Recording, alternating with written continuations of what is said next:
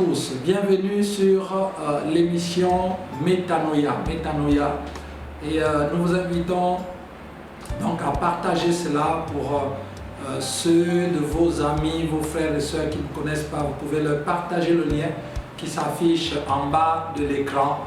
Nous vous disons bienvenue parce que vous êtes nombreux à regarder ces émissions où nous partageons la parole. Vous savez, Métanoïa veut dire changement de mentalité. Et Jésus a dit que si nous ne changeons pas de mentalité, nous ne pourrons entrer dans le royaume de Dieu.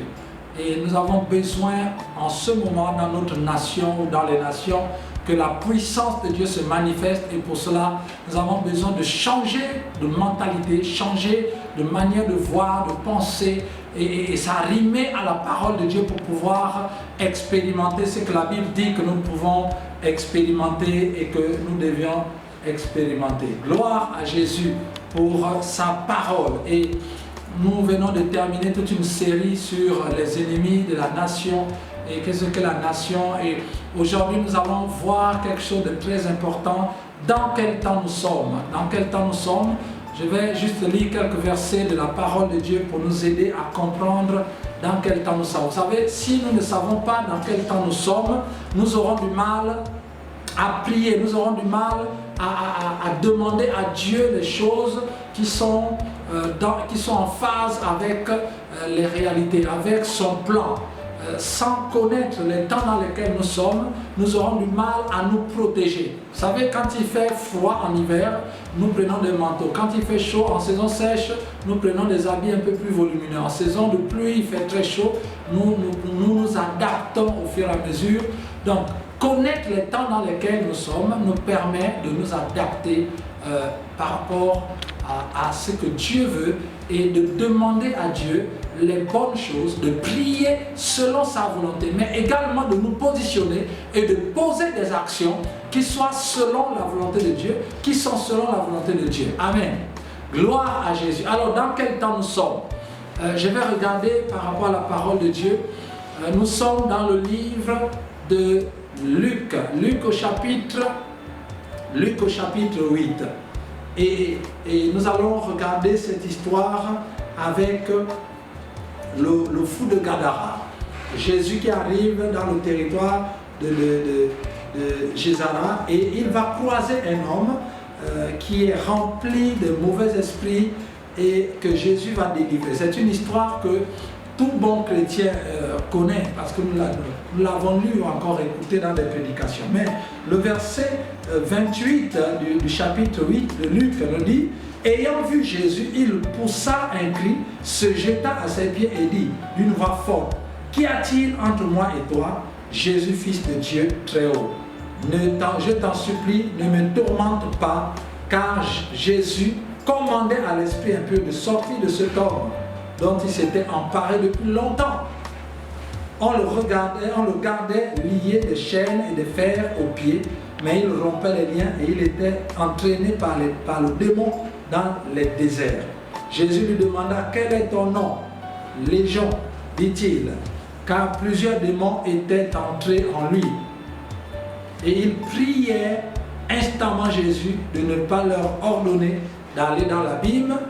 Il y avait là, dans la montagne, un grand troupeau de pourceaux qui paissaient, et les démons supplièrent Jésus de leur permettre d'entrer dans ces pourceaux, et il le leur permit. Amen. Donc, dans quel temps nous sommes? Nous avons donc ce premier sous-thème aujourd'hui qui est exprimé dans ce passage. Vous savez, il y a un passage, c'est un passage important à analyser. C'est un passage où Jésus répond à la prière des démons, pour faire simple.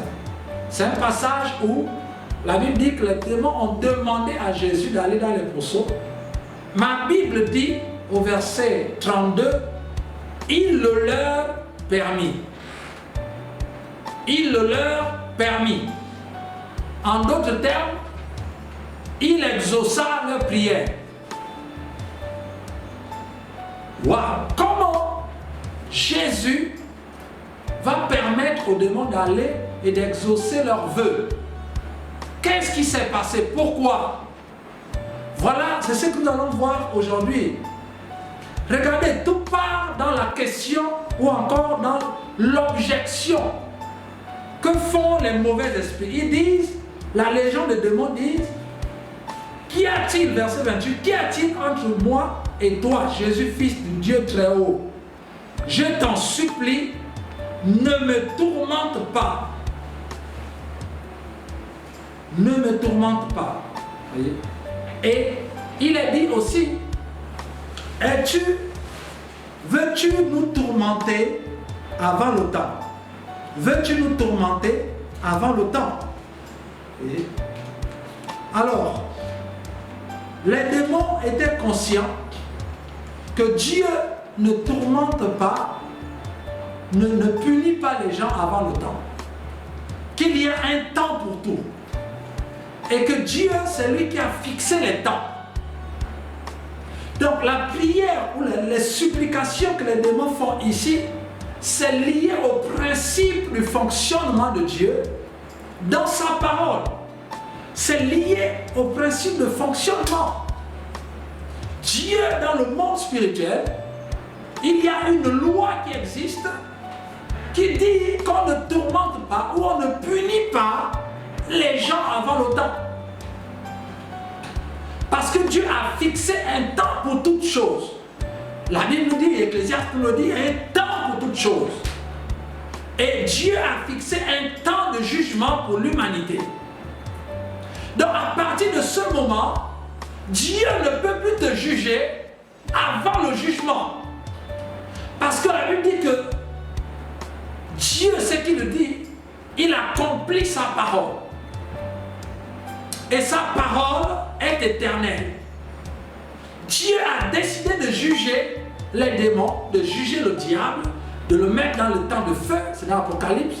Et il y aura au chapitre 20, jusqu'au chapitre 21, il y aura un jugement au chapitre 20 de l'Apocalypse de tous les êtres vivants qui seraient passés sur la terre et qui ne seraient pas sauvés. Donc il y a un jugement, il y a un temps de jugement qui est établi. À partir de ce moment, Dieu ne peut plus nous juger avant le temps. Voyez-vous? Alors il est important de comprendre qu'avant le temps, les jugements qui vont arriver seront des jugements par rapport aux calamités, par rapport aux catastrophes, par rapport aux choses qui vont arriver. Mais Dieu ne jugera pas l'être humain avant le temps. Qu'est-ce qui nous juge avant le temps? Ce qui nous atteint avant le temps, ce sont les conséquences de nos actes. Parce que nos actions ont des conséquences. Mais ce n'est pas le jugement de Dieu. Ce ne sont que les conséquences de nos actions, nos mauvaises actions. Selon ce qu'a dit l'âme qui pêche, c'est celle qui meurt. Selon ce que le péché attire un certain nombre de malédictions, un certain nombre de choses mauvaises, et le malheur attire le malheur. Le mal attire le mal. Donc c'est tout à fait normal que nous posons des actions sur la terre et nous récoltons le fruit. Chacun récolte ce qu'il sème. C'est la loi du semer et du récolter. Donc c'est tout à fait normal. Mais la loi du semer et du récolter n'est pas le jugement de Dieu. Non, ce n'est pas le jugement de Dieu. Dieu a préparé un jour où il jugera le monde, où il jugera chaque être humain, où nous rendrons compte à Dieu pour toutes les paroles que nous aurons professées sur la terre. Ne confondons pas la manifestation de la loi du semer et du récolter avec le jugement de Dieu. C'est deux choses différentes. Vous semez le mal, vous récoltez le mal. Mais le mal que vous récoltez là, ne dites pas que c'est un jugement de Dieu. Parce que le jugement de Dieu n'est pas encore venu. Et il viendra. Apocalypse chapitre 20. Et il viendra vers la fin du temps. Il est important de comprendre, mon frère, ma soeur. Voilà pourquoi la légion des démons dit à Jésus qu'il n'est pas bon que nous réclamons, nous supplions, ne nous envoie pas dans l'abîme. Parce ce n'est pas encore le temps que tu avais marqué pour nous juger. Donc tu ne peux pas nous condamner avant le temps. C'est vrai, les démons reconnaissent qu'ils méritent la mort. Ils méritent le jugement. Mais ce que les démons disent à Jésus ici, ce n'est pas qu'ils veulent échapper au jugement. Ils savent qu'ils sont condamnés. Ils savent que depuis le moment, le jour où ils ont été déchus du ciel, Dieu a prononcé la condamnation sur eux. Mais ils interviennent ici, leur prière. La Bible dit au verset 21 du chapitre 8 de Luc, la Bible dit les démons priaient, ils priaient instamment. Les démons ont même fait ce que les chrétiens ne font pas. Ils priaient instamment. Oui, les démons ont prié Jésus ce jour. La Bible dit qu'ils priaient instamment. Ils ont même prié avec insistance. Ils ont insisté dans leur prière. Parce qu'ils ne voulaient pas aller dans l'abîme avant le temps. Non seulement ils priaient instamment, mais le verset 32 dit qu'ils supplièrent Jésus de leur permettre. Supplication, prière. Or la Bible nous dit quoi? Que nous devions faire connaître à Dieu nos besoins. Par quoi? Des prières et des supplications. Les démons n'ont fait que faire ce qui est prévu dans le canevas. Les démons savent, ils étaient au ciel. Ces anges-là déchus savent que pour que Dieu exauce, il faut prier et il faut supplier. Et ils ont fait ce que les chrétiens aujourd'hui ne font même plus. Supplier Dieu. Prier avec insistance. Quel que soit le temps, tant que Dieu n'a pas exaucé, on n'arrête pas de prier. Et on n'arrête pas de supplier Dieu. Quand on sait qu'on ne mérite pas la chose, on supplie Dieu dans sa grâce, afin qu'il intervienne. Les démons, même les démons l'ont compris, parce qu'ils connaissent les lois spirituelles que nous les chrétiens ne connaissons pas ou avons oublié. La Bible dit, ils suppliaient, ils ont prié instamment, ils ont supplié. Ils ont fait tout ce que Dieu demande de faire quand on veut que Dieu nous réponde. Et Jésus était là, observant tout cela. Et la Bible dit que Jésus leur a permis d'entrer. Pourquoi? Parce que ce n'était pas encore le temps que les démons soient jetés dans l'abîme. Ce n'était pas encore le temps. Donc ils ont agi, ils ont parlé du temps. Le problème, la question c'est le temps.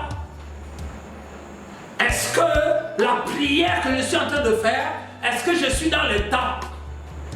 Ou encore, est-ce que le malheur dans lequel je suis, est-ce que c'est le temps que je dois être dans ce malheur? Est-ce que c'est le temps que Dieu a prévu pour que nous soyons dans ce malheur? Est-ce que ce que tu subis dans ta vie, est-ce que c'est le temps pour toi de subir cela? La première prière que nous devions faire, bien-aimés, c'est d'abord de demander à Dieu, est-ce le temps pour que je subisse ce que je subis maintenant? Est-ce que c'est le temps que tu as marqué ou c'est le diable qui veut seulement me nuire?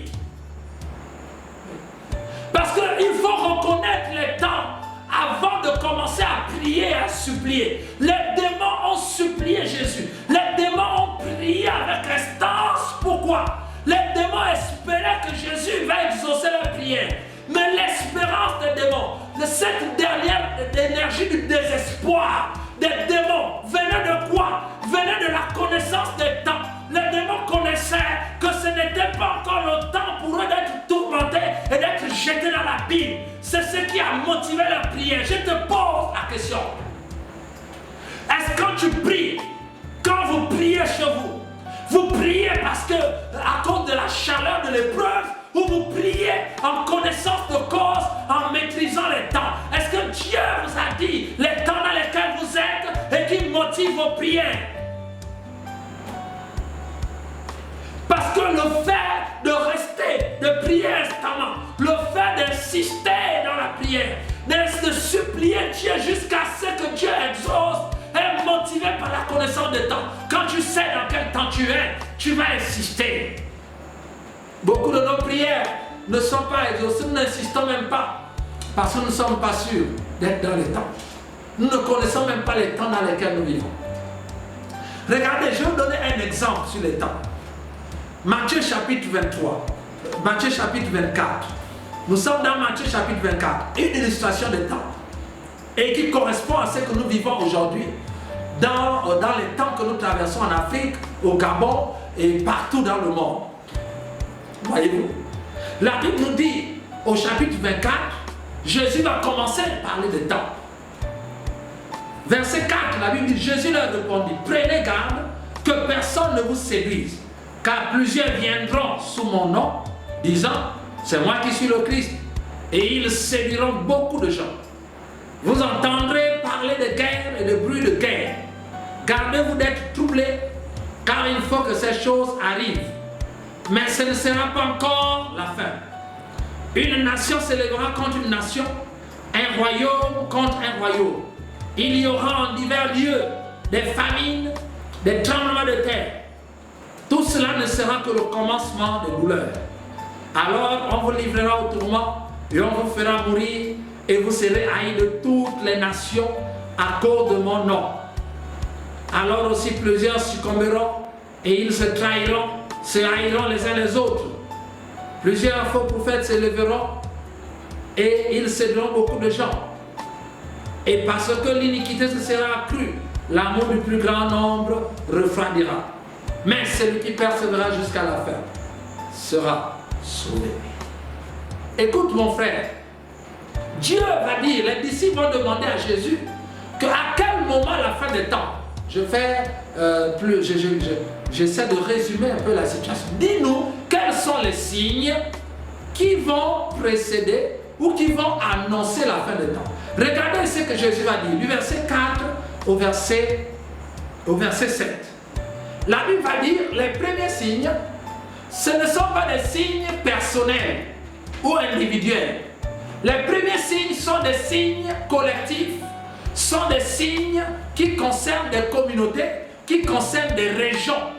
Les premiers signes, la première vague de signes concerne les espaces, concerne les types, concerne les régions. Qu'est-ce qu'il va dire? Il va dire, les premiers signes, c'est que beaucoup de gens viendront, vous entendrez parler de guerre et de bruit de guerre.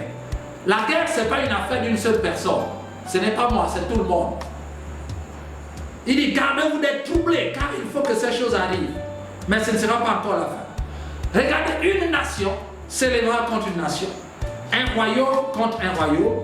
Il y aura en divers lieux des famines et des tremblements de terre. Donc, dans cette première vague de signes, cela va affecter les nations, les lieux, les peuples, les royaumes. Donc cela va concerner ce que nous vivons en ce moment. Un royaume s'élève contre un royaume, une nation contre une nation. Partout, il y a des divers lieux, il y a des famines dans des régions. Il y a des tremblements de terre, ça concerne l'espace. C'est l'homme pris dans son espace, dans des grands espaces, des royaumes, des nations. Et là, les premières calamités vont attaquer les nations, donc les groupements de personnes, des pays, des groupements de pays, des zones, des continents. Et Dieu dit, tout cela ne sera que le commencement des douleurs. Or, la version originale nous parle des douleurs de l'enfantement. Lorsque les douleurs ici, il s'agit des douleurs de l'enfantement. D'autres versions parlent qu'il ne s'agit, ce ne seront que les douleurs de l'enfantement. Mais l'enfantement de qui? D'un enfant. Mais cet enfant, c'est qui? Cet enfant, c'est un nouveau pays, c'est une nouvelle manière de faire que nous appelons aujourd'hui le nouvel ordre mondial. Donc les familles, les guerres, les sécheresses, les royaumes qui s'élèvent contre les royaumes, ce sont des situations que Satan va amener sur la terre pour conditionner l'humanité à pouvoir accepter, être dirigé par une seule personne, à mener un nouveau gouvernement qui s'appelle le nouvel ordre mondial. Le verset 8 ici parle de la naissance du nouvel ordre mondial. C'est cet ordre mondial qui va naître de toutes ces famines, de tous ces désordres des nations. Parce que les nations et les royaumes ne pouvant plus vivre ensemble, il faudrait donc un chef qui va organiser tout cela. Et donc cet enfant qui va naître, c'est le nouvel ordre mondial qui sera dirigé par l'Antichrist, donc qui va arriver. Et la Bible dit que c'est à partir du moment où l'enfant sera né que maintenant, nous les chrétiens, les enfants de Dieu, alors on vous livrera au tourment, on vous fera mourir et vous serez haïs de tous à cause de mon nom. Ces choses arriveront dans le nouvel ordre mondial. Alors, il est important de comprendre les temps, mon frère. Il y a des gens qui disent que ce que nous vivons aujourd'hui au Gabon, c'est le signe de la fin de temps, ces choses devaient arriver. Non. Les choses qui doivent arriver, nous sommes dans le temps des signes des nations. Nous ne sommes pas encore dans le temps des signes de l'Église, où l'Église va être persécutée et haïe de tous partout. Nous sommes encore dans ces temps où les signes se font dans les nations, dans les continents, entre nations, dans les divers lieux, etc. Des familles, des tremblements, des phénomènes naturels qui affectent des lieux, mais pas encore l'Église. L'Église n'est pas encore attaquée. La Bible nous dit que c'est après l'enfantement de cet enfant que maintenant on livrera dans les prisons, dans les chrétiens, on livrera les enfants de Dieu à la mort et ils seront haïs de tous. Donc, il est foncièrement mauvais aujourd'hui que dans ces temps que nous traversons, que les enfants de Dieu soient livrés à la mort et qu'ils soient haïs. Ce n'est pas encore le temps. Je refuse de mourir maintenant parce que ma Bible dit que ce n'est pas encore le temps. Gloire à Jésus. Alors il est important de comprendre que nous avons intérêt à nous lever et à travailler pour le Seigneur. Parce que lorsque cet enfant sera né, nous n'aurons plus le temps de travailler pour le Seigneur. C'est pourquoi nous devions travailler d'arrache-pied maintenant. Ce n'est pas le temps que les églises soient fermées. Ce n'est pas le temps encore que les chrétiens soient mis en prison. Ce n'est pas le temps encore que les chrétiens soient haïs de tous. Non, ce n'est pas encore le temps. Ce n'est pas encore le temps. C'est pourquoi nous ne devions pas accepter cela. Et comment ne pas accepter? Il faut prier maintenant avec insistance et supplier Dieu pour dire maintenant, nous refusons d'aller dans la Bible.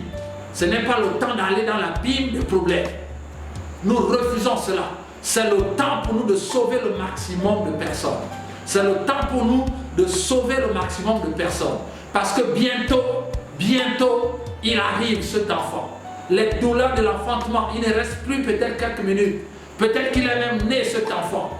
Mais c'est dans très bientôt l'arrivée du nouvel ordre mondial. Alors nous avons le temps aujourd'hui de pouvoir annoncer l'évangile. Ne nous laissons pas distraire par Satan. Ce n'est pas le temps. Satan, ce n'est pas le temps d'haïr les chrétiens, de les tuer, de les emprisonner, de les bâillonner. Ce n'est pas le temps.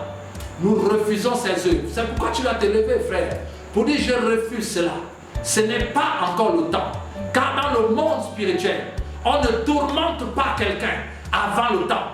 Même les démons l'ont revendiqué. Et Dieu a exaucé. Pourquoi? Parce que c'est la loi que Dieu a placée. On ne tourmente pas quelqu'un avant le temps. On ne tourmente pas les enfants de Dieu avant le temps. Ce n'est pas le temps d'être tourmenté. C'est le temps de travailler pour l'évangélisation. C'est le temps de travailler dans l'intercession pour le salut des âmes. Ce n'est pas le temps, frère, sœur. Refuse d'être tourmenté. Ce n'est pas le moment où le diable va tourmenter les chrétiens. Ce n'est pas le temps de la persécution. C'est le temps du salut des âmes. C'est pourquoi tu dois te lever avec moi pour prier. Dis Seigneur, je refuse d'être tourmenté avant le temps. C'est le temps pour nous d'aller dans les nations. C'est le temps pour nous. Alors élevons nos voix et prions le Seigneur. C'est le temps pour toi de dire à Dieu, agis maintenant. Agis maintenant dans le nom de Jésus. Père, nous te bénissons et nous te rendons grâce pour ta parole. Et nous te bénissons parce que ce n'est pas le temps pour nous d'être tourmentés. Ce n'est pas le temps pour tes enfants d'être enfermés, d'être embrigadés, d'être mis en prison, d'être haïs de tous. Non, c'est le temps encore des nations. C'est le temps des signes des nations. Et pendant ce temps, Seigneur, c'est pour l'Église, le temps de l'évangélisation, le temps de faire rentrer le maximum de personnes dans le ciel. Nous te disons merci pour ta parole. Seigneur, qui va réveiller quelqu'un ce soir, qui va réveiller quelqu'un ce soir dans sa foi, pour dire plus jamais cela. Nous ne laisserons pas Satan nous détruire et vouloir nous tourmenter avant le temps. Ce n'est pas le temps. Nous refusons cela au nom de Jésus. Et nous prions, Père, que ton nom soit glorifié. Nous nous levons et nous agissons pour le salut des âmes. Que ton nom soit glorifié. Merci Seigneur parce que quelqu'un sort de l'ignorance ce soir. Que toute la gloire te revienne. Merci pour l'excellence de ta parole. Que ton nom soit glorifié. Dans le nom de Jésus, nous prions. Amen. Gloire à Jésus et nous nous retrouvons lundi prochain, même heure. Que Dieu vous bénisse.